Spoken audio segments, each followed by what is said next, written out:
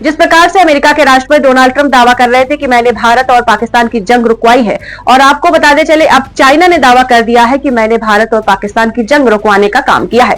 इसी को लेकर असदुद्दीन ओवैसी ने बहुत बड़ी बात बोली। उन्होंने कहा है कि कई राजनीतिक दलों ने सरकार से पूछा कि सच्चाई क्या है और चीन ऐसा दावा कैसे कर सकता है।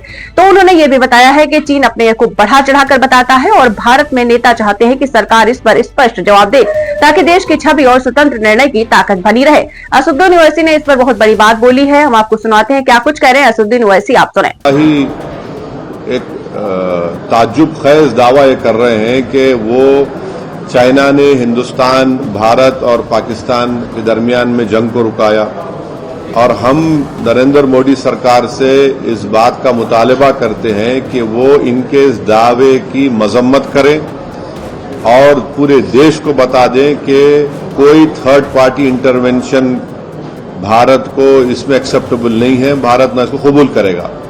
दूसरी बात यह है कि पूरी दुनिया जानती है कि चाइना 80% से ज्यादा हथियार पाकिस्तान को देता है, और ऑपरेशन सिंदूर के दौरान उन्होंने जब हमारी बहादुर फौज और हमारी एयरफोर्स उन दहशतगर्दों के ठिकानों को निशाना बना रही थी, तो ये चाइना की हुकूमत ने उनको रियल टाइम इंटेलिजेंस पाकिस्तान की फौज को दिया ऑपरेशन सिंदूर के दौरान में।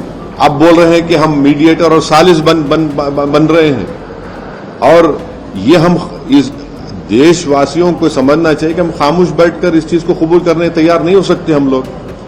चाइना अपने आप को ये बता रहा है कि हम भारत को और पाकिस्तान को एक ही लेवल पर बिठा रहा है, और पूरे जनूबी एशिया में बता रहा है कि हम बड़े सुपर पावर हैं।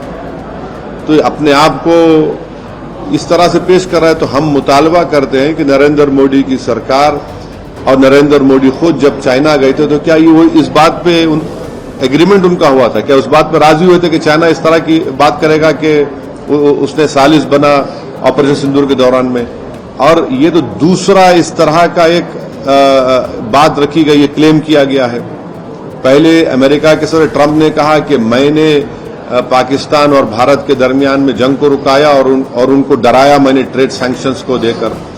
तो ये अब चाइना उसी तरह की जबान इस्तेमाल कर रहा है कि हमने उस जंग को रुकाया। तो हम फिर से कह रहे हैं कि चाइना से अगर ताल्लुकात अच्छे हो रहे हैं, तो इस बिना पर ताल्लुकात अच्छे नहीं हो सकते कि हम अपनी मुल्क की सालिमियत और सॉवरेनिटी को भूल जाएं।